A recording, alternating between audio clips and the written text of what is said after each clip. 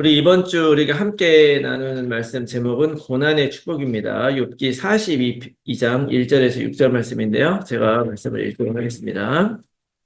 욥이 여호와께 대답하여 이르되 주께서는 못하실 일이 없사오며 무슨 계획이든지 못 이루실 것이 없는 줄 아오니 무지한 말로 이치를 가리는 자가 누구이니까. 나는 깨닫지도 못한 일을 말하였고 스스로 알 수도 없고 헤아리기도 어려운 일을 말하였나이다. 내가 말하겠사오니 주는 들으시고 내가 주께 묻겠사오니 주여 내게 알게 하옵소서. 내가 주께 대하여 귀로 듣기만 하였사오나 이제는 눈으로 주를 배웁나이다. 그러므로 내가 스스로 거두어드리고 티끌과 제 가운데서 회개하나이다. 아멘. 이번 주에 우리 고난의 축복 귀한 말씀을 우리가 같이 받았는데요. 욥기에 나오는 이 말씀을 중심으로 우리가 귀한 메시지 받았습니다. 핵심은 의로운 사람에게 하나님이 주시는 고난의 의미가 무엇이냐는 거죠. 하나님이 우리를 향한 축복을 준비하고 계시는데 그 축복을 받기 위한 통로다. 고난은 오히려 이 고난을 통해서 축복을 받게 된다라고 하는 그런 메시지를 우리가 받았습니다. 이 사실을 여러분들 꼭 붙드시고요.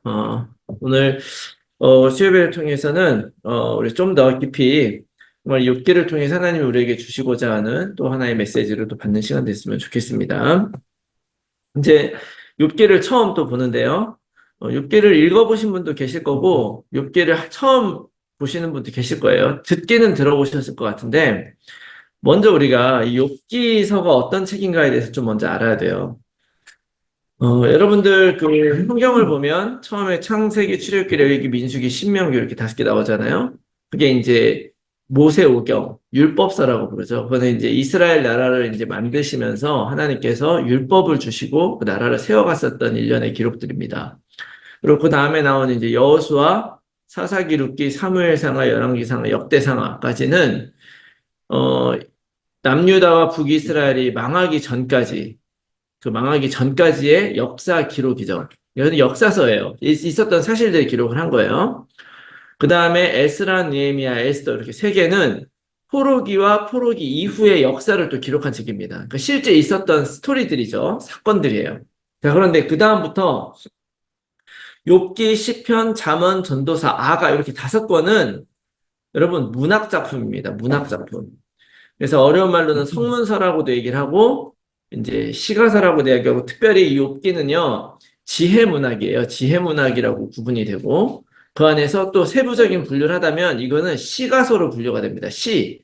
우리는 분명히 스토리 같잖아요. 근데 이게 아니라 이렇게 하나의 말하자면 우리들에게 주고자 하는 어떤 메시지가 있어서 지어진 문학 작품 같은 그런 거예요. 그래서 여러분들 그런 관점으로 이 책을 읽으셔야 돼요. 무엇보다도 욥기를 누가 기록했는지 몰라요, 사실. 기록자를 모르고 그러다 보니까 언제 기록됐는지 사실 잘 모르죠. 그런데 확실한 거는 뭐냐면 실제로 실존했었던 어떤 인물에 대한 이야기라는 점하고 그 다음에 거기에서 나오는 여러 가지 이제 좀 몇 가지 증거들이 있어서 이렇게 보면은 이게 아브라함 시대에 그 아브라함 살았던 시대를 족장 시대라고 그러거든요. 그러니까 그때는 한 가문 중심으로 살았단 말이에요. 그 족장 시대에 살았던 사람일 것이다라고 추측은 가능해요. 왜냐하면 그때 쓰던 동전의 단위를 쓰고 있거든요. 그래서 아브라함이 살았던 그 시대에 살았던 어떤 한 의인에 관한 스토리를 우리에게 전해주려고 하는 것이다. 그래서 욥기를 이렇게 처음에 읽다 보면 처음 시작하자마자 하나님이 천사들하고 회의하는 장면이 나와요. 근데 이런 것들은 사람들이 알 수 있는 것이 아니잖아요. 그러니까 말하자면 하나님의 성품과 어떤 하나님께서 하신 일들을 어떤 스토리 형태로 전달되는 그런 메시지다. 그래서 이거는 뭐 사실이 어떠냐 이런 차원보다도 이 욥기라고 하는 성경이 우리에게 어떤 메시지를 주려고 하느냐를 보는 것이 되게 중요하죠. 자, 욥기는 그런 책이다라는 걸 좀 아시고 총 42장으로 돼 있잖아요. 그 42장 중에 약간 스토리가 담겨 있는 그런 것들도 있지만 대부분의 거의 40장 이상이 말하자면 디베이트라고 그러죠. 서로 토론하고 이야기하는 것으로 계속 채워져 있어요. 이런 것들이 전부 시가의 형태를 띠고 있기 때문에 이게 이제 그 시다, 시가서다 이렇게 얘기를 하고 있는 거예요. 자, 그러면 이제 욥이라는 사람은 또 어떤 사람이냐?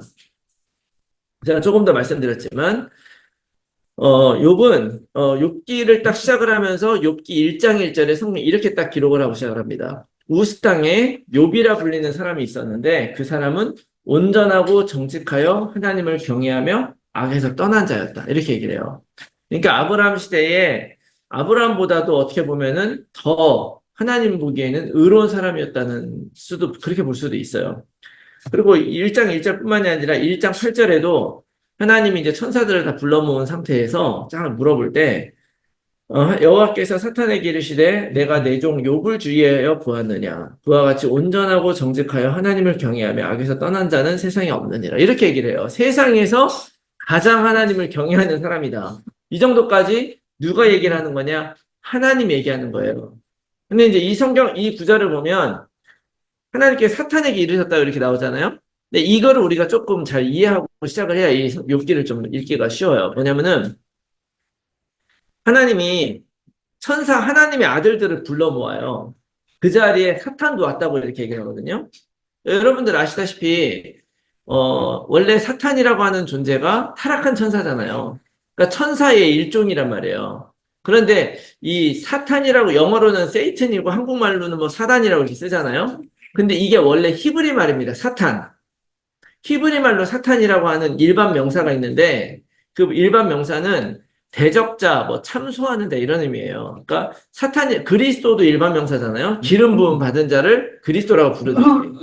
그래서 이제 이 사탄도 대적하는 자, 뭐 참소하는 자가 사탄인데 이 사탄이라는 단어가 고유명사로 쓰이기 시작을 해요.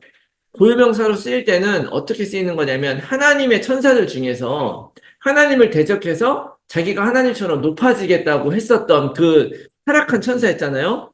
그 천사를 부를 때 사탄이라는 고유명사로 쓰기 시작하는데 그 첫 번째로 그 고유명사로 쓰여진 게 바로 욥기에서 쓰여진 것입니다.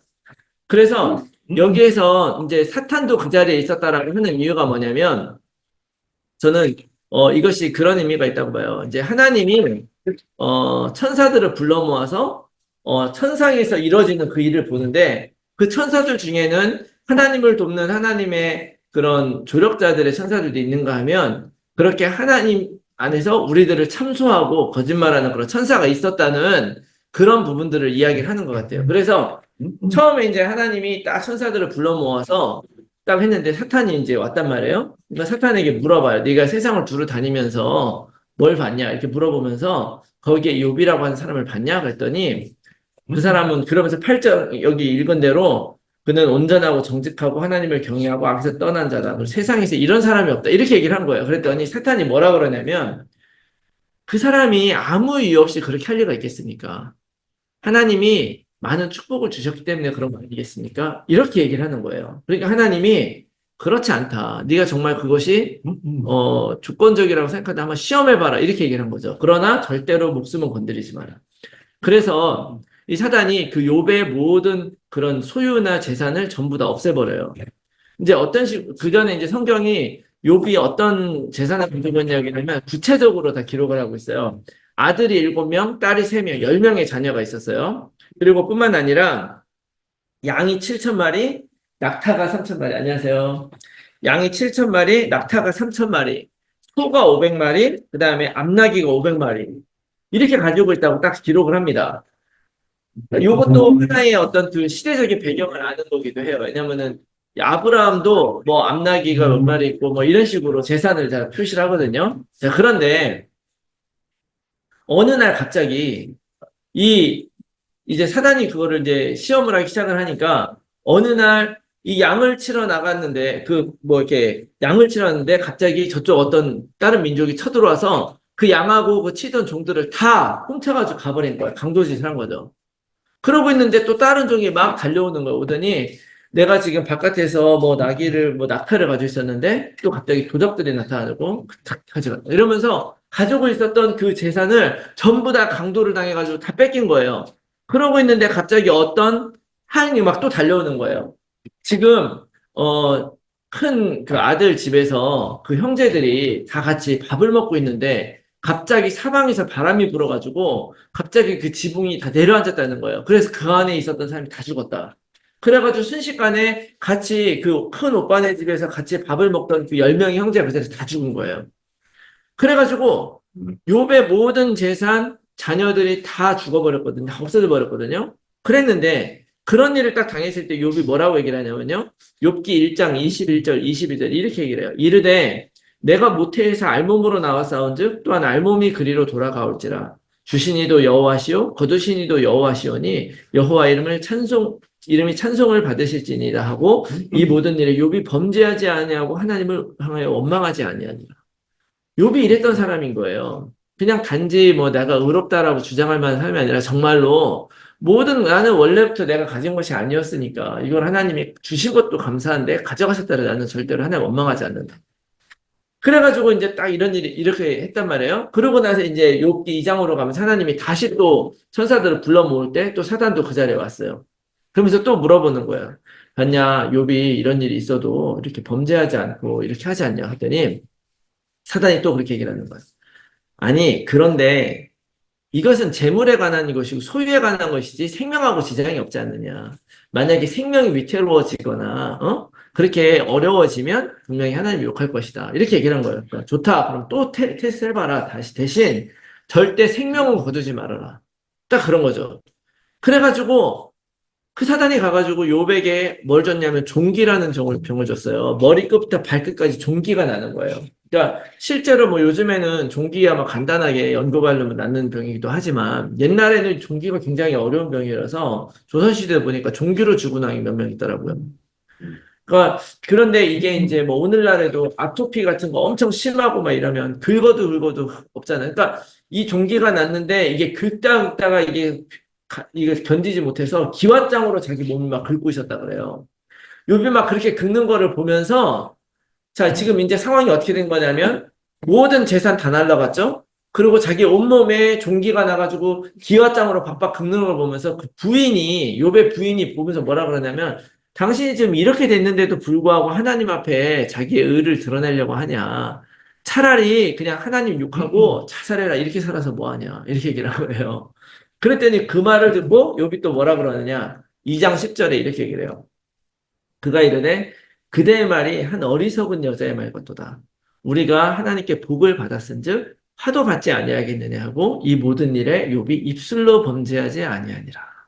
욥이 이런 사람이었던 거예요. 그러니까 실제로 정말 하나님을 잘 믿는 사람이고 정말 어떤 자기의 세상적인 그런 뭐 물질이나 이런 것들에 붙잡히지 않은 사람이었다고 우리가 볼 수가 있는 것이죠. 자, 그래서 이런 일이 딱 생겼는데 이 일을 딱 듣고서 이제 이 얘기를 듣고 친구들이 막 찾아온 거예요. 찾아와서 야, 너 어떡하냐 막 이제 위로해 주러 온 거죠. 그래서 이제 친구들 보니까 욥이 그 친구들 보면서 이제 자기가 먼저 자기 독백을 이제 하는데 내가 하나님을 잘 믿고 내가 하나님을 섬기는 거는 내가 변함이 없지만 사실은 내가 그렇게 살아오지 않았는데 이런 일을 겪는다는 것이 참 쉽지는 않은 일이구나 하면서 이제 막 한탄을 하는 거예요. 난 도대체 왜 이런 일이 있는지 잘 모르겠다. 그러니까 하나님을 원망하거나 그러진 않았지만 충분히 그럴 수 있잖아요. 너무 힘들고 괴로우니까 나는 내가 이렇게 이런 일을 당할 만한 그런 잘못을 하지 않았는데 한 거죠. 그러니까 그 친구들 세 명은요. 관점은 이거예요. 그래, 잘 봐라. 하나님은 정의로우신 분 아니냐. 이거 이제 어려운 말로 신정론이라고 그러거든요. 하나님은 정의로워야 되는 거예요. 하나님이 바르지 않는 일을 하실 수 없잖아요. 하나님은 언제나 바르신 분인데, 네가 아무런 죄를 짓지 않고 잘못한 것이 없는데 너한테 이런 일을 내리셨다고 한다면, 이거는 너는 겉으로 보기에는 의롭다고 할지 모르지만 사실은 알고 보면 잘못한 것이 있지 않느냐. 응? 사실은 네가 선한 자 같이 보이긴 하지만 하나님 앞에서는 악한 자일 수 있다. 이런 얘기들을 셋이서 계속 돌아가면서 하는 거예요. 그러니까 이제 욥이 그 얘기를 듣고 가당치도 않다. 내가 정말 조금이라도 그런 일이 있었다면, 조금이라도 거리낌 있는 일이 있다면 내가 그걸 받아들이겠지만 난 도저히 그걸 받아들일 수가 없다. 이 얘기가 3장부터 31장까지 쭉 이어지는 거예요. 할 말이 많아. 친구들도 막 하면서 온갖 정말 어떻게 보면은 시편의 어떤 책들을 보면 하나님을 찬양하는 시로 넘쳐나잖아요. 이거는 어떻게 보면 참 염세적이고 철학적인 얘기들이 넘쳐나는 그런 책입니다. 그래서 어떻게 보면 읽기도 어려워. 근데 이 큰 줄거리 알고 읽으면 읽을만 합니다. 근데 그냥 읽으면 이게 뭔 소린가 싶은 거예요. 그런데 핵심은 그런 거예요. 친구들은 너가 뭐가 문제가 있으니까 이렇게 된 거지. 하나님은 잘못한 거 없다. 이거고. 욥은 나는 나름대로 하나님께 잘못하지 않았는데 이런 일이 생겼다. 이런 얘기를 하는 거야. 근데 이 얘기를 딱 듣고서 전환점이 딱 나타나는데 32장이에요. 32장에 이 얘기를 처음부터 듣고 있었던 그 엘리후라는 사람이 있었어요. 이 사람은 욥이나 친구들보다는 좀 더 나이가 어린 사람이었는데 지혜를 듣고 좀 배우고자 옆에서 그 얘기를 쭉 듣고 있었나 봐요. 근데 이 사람이 갑자기 딱 껴드는 거예요. 그 32장 1절에 3절 말씀 보니까 욥이 자신을 의인으로 여김으로 그 세 사람이 말을 그치니. 그러니까 말하자면 욥이 자기가 결국 계속 의인이라고 하니까 세 사람도 더 이상 할 말이 없잖아요. 그래, 그럼 너같이 말이 안 통하면 더 이상 할 말이 없다. 이러면서 이제 끝나는 거죠. 그러니까 람종족 부스 사람 바라겔의 아들 엘리후가 화를 내니 그가 욥에게 화를 내면 욥이 하나님보다 자기가 의롭다 하며 이 사람이 보기에는 그리고 또 새 친구에게 화를 내면 그들이 능히 대답하지 못하면서도 욥을 정죄함이라. 너 욥 잘못했다고 자꾸 얘기를 하지만 사실은 뭐 잘못한 거를 말을 못하잖아요. 사실은 증거도 없이 그렇게 그렇게 할 수 그 뭔가 있지 않냐 이런 식으로 하니까 그래서 이거를 갖고서 이제 이 얘기하면서 이 엘리후라고 하는 사람이 나름대로 이제 중재를 합니다. 자기가 봤을 때는 이렇다라고 하면서 쭉 얘기를 하는 그 내용의 핵심은 뭐냐면 이런 거예요. 어, 훨씬 더 좀 더 영적인 주장을 하는데 지금까지는 죄의 관점에서 너희들이 봤는데 이거를 죄의 관점으로 보지 말고 하나님의 계획이나 어떤 연단의 목적이 있지 않겠느냐. 다른 각도로 볼 수 있지 않겠느냐. 그럼 하나님의 선하심도 문제가 없고 또 우리들도 그걸 받아들일 수 있지 않느냐. 뭐 이런 얘기를 쭉 하는 거예요. 이런 얘기를 32장부터 37장까지 합니다. 쭉 거의 이제 6장에 걸쳐가지고 쭉 하는데 그 얘기를 얘가 딱 하는 걸 딱 끝나자마자 하나님이 딱 등장을 해요. 말하자면 그 말은 이 엘리후의 말의 그런 연장선 안에서 하나님이 쐐기를 박는 그런 느낌이에요. 그래서 38장부터 딱 등장해가지고 하나님이 폭풍 같은 질문을 던집니다. 주일날 39장에 이제 목사님이 그 인용했었던 그 하나님과 다투고자 하는 자에 한번 대답해봐라. 이러면서 하나님이 처음부터 막 얘기를 하는데 그 질문이 뭐냐면 계속 질문을 쏟아붓는 거예요. 이 세상이 어떻게 창조됐는지 아냐? 그 창조될 때 너는 어디 있었냐? 그리고 뭐 우주 만물이 어떻게 돌아가고 풀이 어떻게 살아나고 너희 이 동물들은 어떻게 살아나고 이런 걸 너가 어떻게 했는지 봤냐? 이런 거 있을 때는 해봤냐? 뭐 이런 식으로 뭐 나무가 어떻게 펴서 꽃이 피고 이런 걸 네가 생각을 해봤냐? 이게 어떻게 되는지 아냐? 이런 질문을 막 던지는 거예요. 근데 이런 질문을 던진다는 게 무슨 의미겠습니까? 지금까지 욥은 어떻게 생각을 했냐면 나는 하나님 앞에 잘못한 거 없이 의롭게 살았다는 거예요. 그래서 나는 의롭다.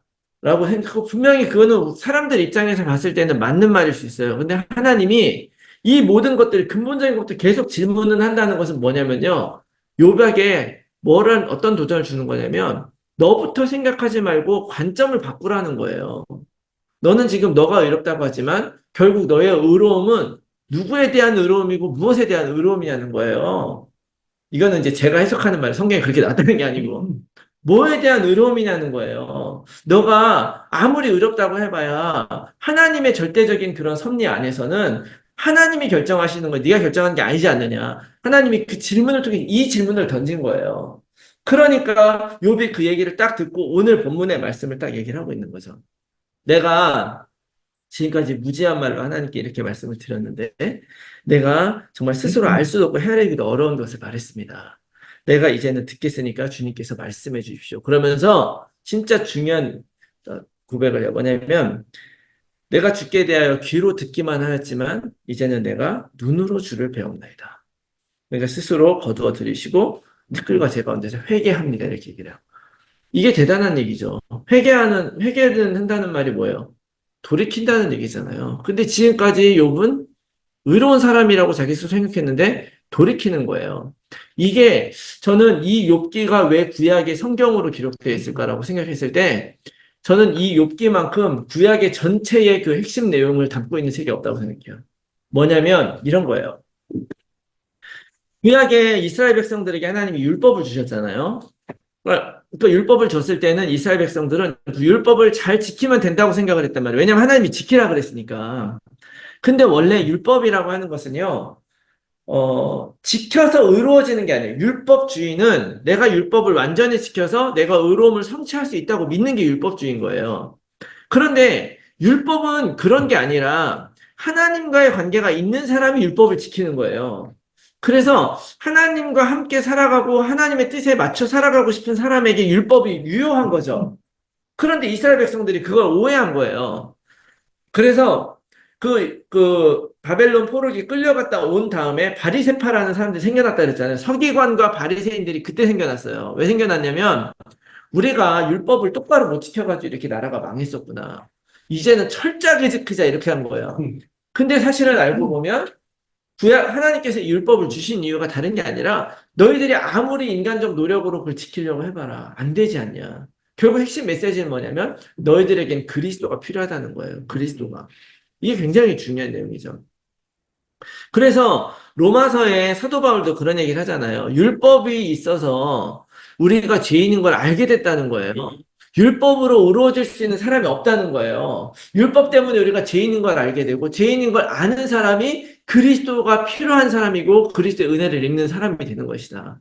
결국 나의 의가 아니라 하나님의 뜻으로 쓰는 거예요. 그래서 오늘 이 본문의 이 욥기의 말씀의 핵심 메시지 중에 하나는 뭐냐면요. 나의 의로움이 아니다라는 거예요. 나의 의로움이 아니다. 욥은 분명히 의로운 사람이죠. 하나님 앞에서도 흠잡은 것이 없이. 사실은 하나님이 욥에게 화가 났다고 생각하지 않아요, 저는. 왜냐하면 아까 봤잖아요. 하나님이 먼저 욥이 대단한 사람이라고 세상에 이런 사람이 없다 이렇게 얘기를 해요. 그리고 욥은 그 기대에 부응하며 살았죠. 그렇지만 욥이 자신이 하나님의 그 마음과 하나님의 진짜 뜻을 완전히 알지는 못했던 거죠. 하나님의 그런 의로움을 완전히 알지 못하고 사람의 어떤 율법적인 차원에서는 의로웠을 수 있어요. 그렇지만 그 율법이 있다 그래서 내가 아무리 내 스스로 의롭다 할지라도 우리가 기억해야 돼요. 그 의로움은 나의 의로움을 드러내고자 하는 게 아니라 하나님 앞에서 의로움일 것이다. 의로움인 것이다. 그러므로 하나님이 원하시는 사람이 되는 게 중요하다는 걸 여러분 꼭 기억하셔야 됩니다. 그래서 어떻게 보면 때때로는 우리가 신앙을 갖고 있으면서도 우리가 요거를 제대로 하지 않으면 자꾸 이거는 맞고 저건 틀리고 이렇게 생각하게 돼요. 근데 그렇게 따지기 시작하면 우리의 구원이 정말로 확신을 가질 수 있느냐? 없죠. 없습니다. 논리로 따지기 시작을 하면 우리들은 아무리 예수 그리스도라 할지라도 구원받을 수가 없는 거예요. 그렇지만 하나님이 그렇게 하셨잖아요. 그래서 나의 의로움이 아니고 하나님의 절대 주권이다. 잘 생각을 해보면은요, 예수 그리스도를 우리에게 주셨잖아요. 우리 지난주에 사도 바울 고린도전서 15장에 제자들을 통해 사도들을 통해서 자기가 받은 그 복음, 성경대로 예수님이 나의 죄를 위해서 죽으시고 사흘 만에 성경대로 부활하셔서 우리에게 보여주시고 우리에게 새로운 생명을 주셨다는 거예요. 잘 생각해 보면 예수 그리스도의 그 십자가의 죽음으로 우리가 구원받을 수 있다는 것 자체가 논리적인 게 아니에요. 어떻게 누가 우리를 구원하기 위해 자기 생명을 주는 사람이 어디 있을 것이며 또 우리가 생각하는 이런 인간적 논리적 사고에서 그것으로 어떻게 우리가 의로운 사람이 될 수가 있습니까? 우리가 지은 죄 하나님 떠나 있는 우리의 부족함은 여전히 있는데도 불구하고 그렇지만 하나님은 알게 원하시는 거예요. 하나님이 그리스도를 주고 그 방법으로 우리를 구원하기 원하시고 그렇게 하기로 결정하신 거예요.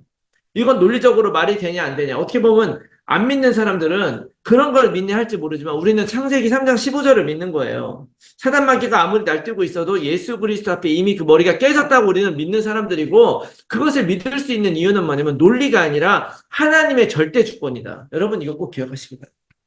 그래서 우리는 하나님의 절대 주권을 붙잡고 신앙생활하는 것이지 나의 의로움으로 하는 것이 아니다. 또 하나 아는 것이 아니라 믿는 것이다. 아, 네. 아까도 얘기했지만 내가 지금까지는 하나님에 대해서 귀로 들었다고 고백해요. 그 귀로 듣는 것만으로 다른 사람이 하나님에게 하나님의 존재에 대해서 알려주고 그 다음에 그 하나님이 주신 그 언약의 그 제사, 속죄 제사를 드린다 그랬잖아요. 그런 부분들에서 알고 있었죠. 듣는다는 것은 지식이 나에게 들어오고 정보가 들어온다는 얘기예요. 그래서 내가 지적으로 알 수 있습니다. 그런 걸 많이 듣고도 욥처럼 살 수가 있어요. 그러나 그것이 나의 완전한 신앙생활을 이끌어갈 수는 없는 거죠. 예를 들자면, 뭐 우리가 많이 하는 얘기를 장님 코끼리 만지는 얘기 알잖아요. 장님이 코끼리를 만지면 다리 만진 사람은 코끼리가 나무같이 생겼다라고 얘기할 수 있겠죠. 사실이죠, 사실. 확실한 겁니다. 그 장님이 체험한 코끼리인 거예요.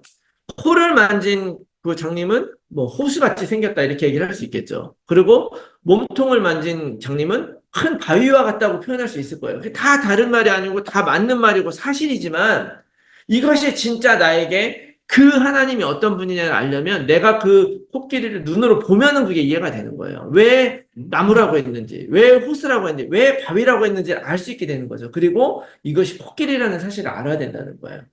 진짜 우리들의 신앙은요, 백문이 불여일견이다. 다시 말하면 많은 사람들이 생명을 건지고 현장에서 전도하고 그런 사람이 살아났다는 우리가 간증을 듣기만 해도 우리의 마음이 뜨거워지고 우리가 하나님을 향해서 이렇게 살아야 되겠다 결심하기는 충분한데 그러나 이것이 거기에서 그치는 것이 아니라 정말 나의 삶 속에서 체험이 되고 내가 실제로 그것을 한번 보게 되었을 때 그걸 체험하게 됐을 때 그거는 뭐 해야 돼서 하는 게 아니라 나의 완전한 나의 재산이고 나의 본질이 될 줄로 믿습니다. 그래서 내가 이것이 정말 믿는 것이죠. 그게 진짜 믿는 거예요. 제가 항상 말씀드리면 믿음은 두 가지의 단계.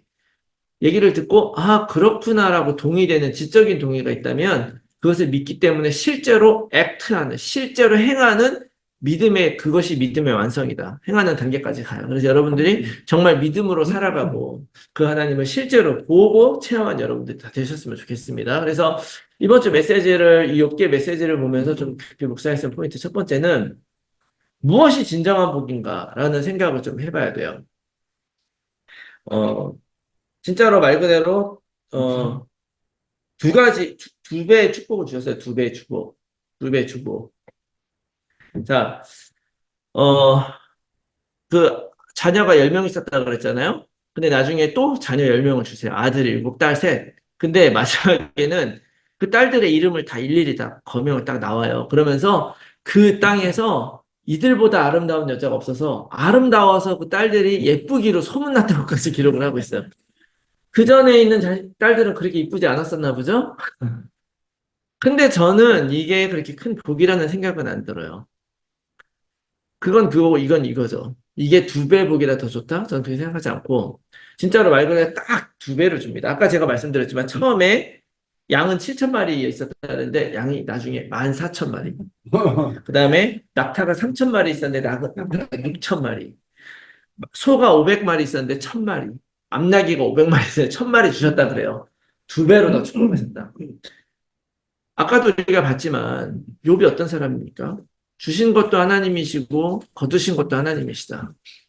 이렇게 말하던 사람이 내가 지금 이게 2배가 생겨서 2배의 축복이냐라고 했을 때 저는 그것이 축복이라고 생각하지 않아요. 사실은 만약에 내가 1,000불밖에 없었는데 1,000불밖에 없었는데 10만 불 생겼다 이러면 이건 복이라고 할 수 있지. 근데 원래부터 양 6,000마리 양 7,000마리 정도 있었으면은 그걸로도 충분히 먹고 살거든요. 그것도 적은 게 아니잖아요. 그것도 큰 부자인데 그게 2배 생겼다고 해서 요백에 그게 어떻게 2배 축복이 될 수 있겠어요. 하나님이 말씀하신 이 2배 축복은 저는 이거라고 해요. 무엇이 있든지 간에 진짜 하나님을 아는 것이 진짜 복이다. 하나님이 아브라함에게 네가 나를 따라 살아가게 되면 내가 너를 축복을 하겠다는 얘기를 하죠. 그러면서 너는 복이 될 것이다 이런 얘기를 해요. 복이 될 거예요. 아브라함에게 복을 줄 것이다라고 한 것이 아니라 아브라함이 복이 된대요. 모르겠어요?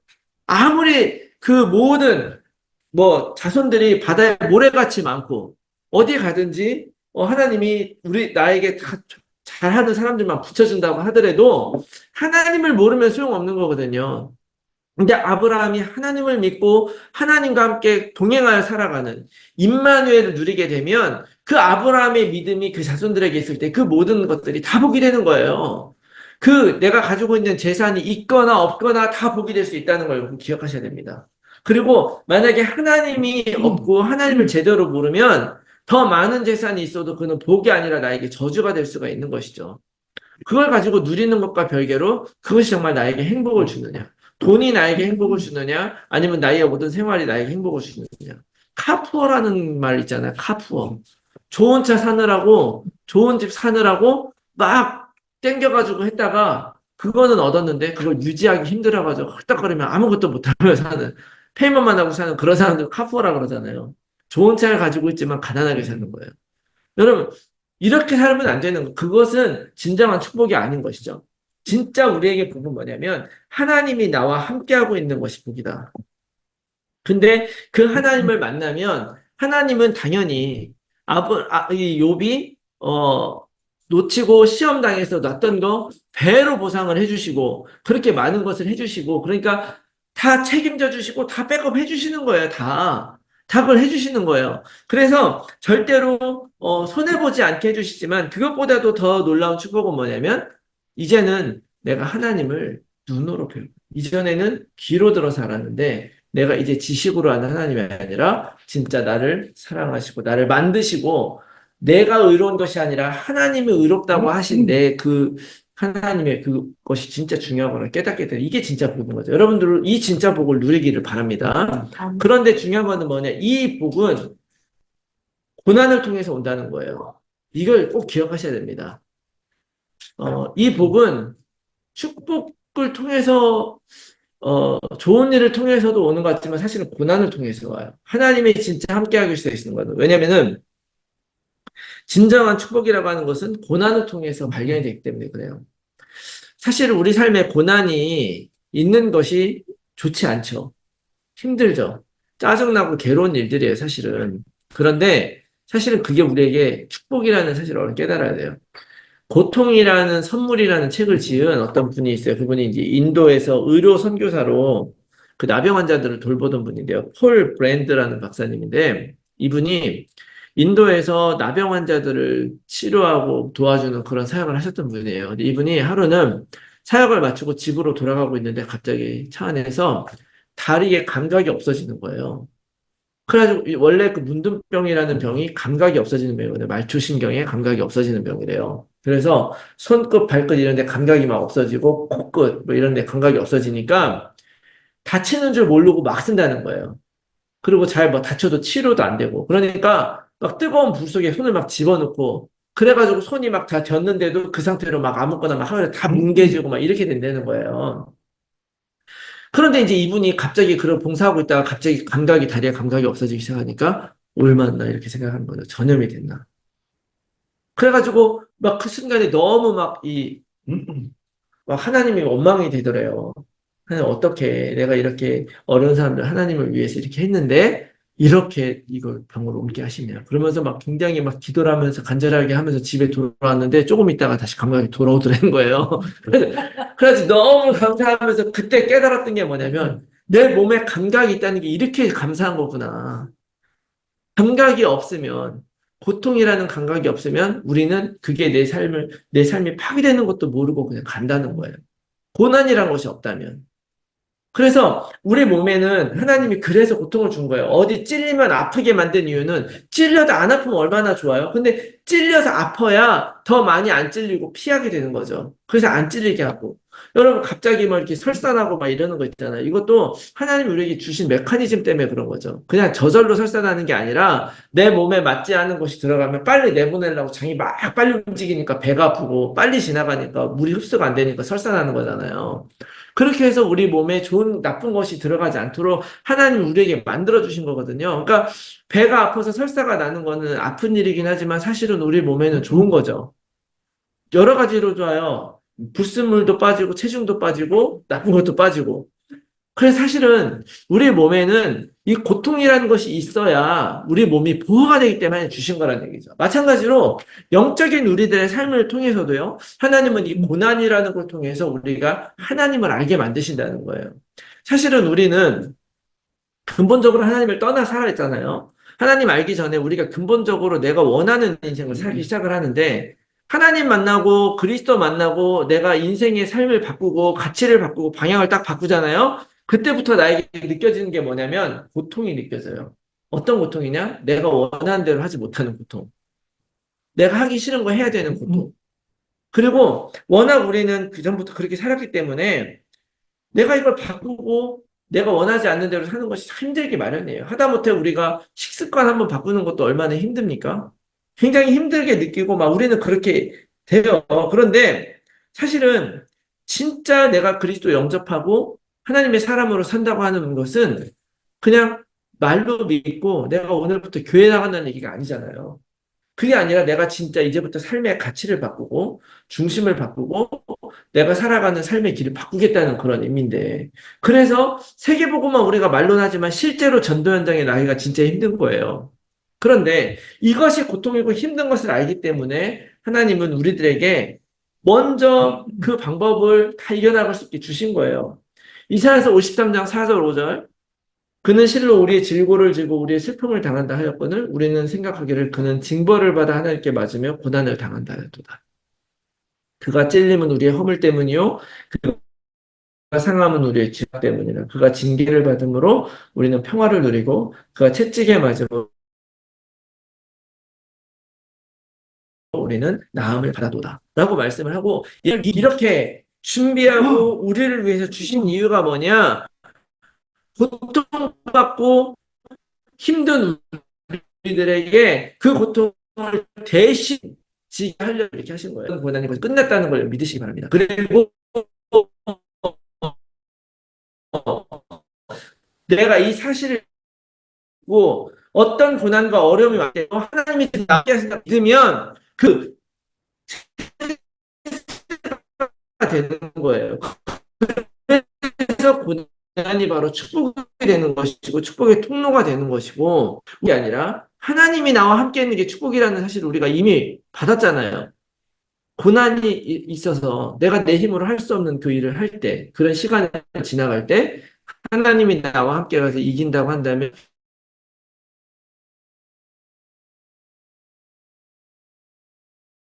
그 시간 자체가 내가 하나님을 발견하고 하나님을 체험하는 사실은 더 큰 어려움이 우리 삶 가운데 온다라고 했을 때 여러분 기억해야 돼요. 고린도전서 10장 13절 말씀 사람이 감당할 시험 밖에는 너에게 당한 것이 없나니 너희가 감당치 못할 시험 당할 쯤에 또한 피할 게 너희로 능히 담당하게 하셨니 이 말씀을 하기 전에 그 고린도전 10장 앞에 무슨 얘기했습니까? 이스라엘 백성들이 광야에서 다 넘어졌던 얘기하는 거예요. 이스라엘 백성이 그렇게 하나님이 약속을 주고 했는데도 불구하고 거기서 뭐 음식 먹을 거 없다 뭐 이러면서 또 다른 대적도 무섭다 그러면서 다 실패했다. 그런데 너네 사실은 다 감당할 거 외에 다 피할 길도 줬는데도 불구하고 너희들이 그것을 버리지 못해서 그렇게 된 것 아니냐라는 얘기를 하면서 이 말씀을 주신 거예요. 그렇다고 한다면 여전히 하나님은 오늘 우리들의 삶 속에서도 이렇게 일하고 계시나요? 여러분 믿으시기 바랍니다.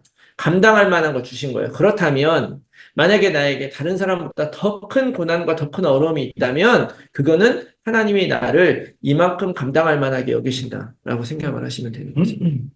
저는 그게 참 감사했어요. 제가 한번 결혼을 실패하고 어려운 시간들을 보내고 할 때 되게 어려웠지만 사실은 하나님 아니까 이거 주셨구나 하는 깨달음이 왔어요. 어떤 사람 제가 실제로 막 굉장히 힘드니까 하나님이 굉장히 원망스럽고 그냥 확 떠나버리니까 이런 생각도 들기도 하고 그러더라고요. 근데 그러지는 뭐 크진 않았지만 근데 그렇게 될 수 있다는 생각이 들어요. 막 죽고 싶은 생각도 들었거든요. 근데 그럼에도 불구하고 그러지 않을 걸 아니까 나한테 주신 건 아니겠느냐. 그리고 나에게 이 체험을 하게 하시려고 하는 것이 아니겠느냐. 그럼 나에게 왜 그 체험을 하게 하셨겠습니까?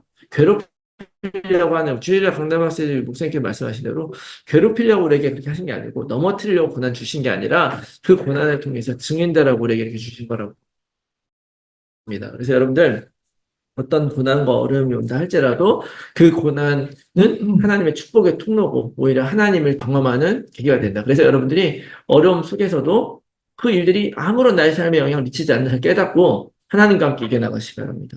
그래서 어떤 상황이어도 하나님이 나와 함께 하신 그 일에 증인돼서 이번 이제 지금 21차 자체 캠프 하고 있는데 나에게 내가 이 캠프를 교회에서 회사하는 게 아니라 사람들에게 복음을 전하고 바꾸는 거잖아요. 나에게 그들에게 줄 만한 내용이 있다는 사실을 확인하는 그런 시간들이 있으면 좋겠어요.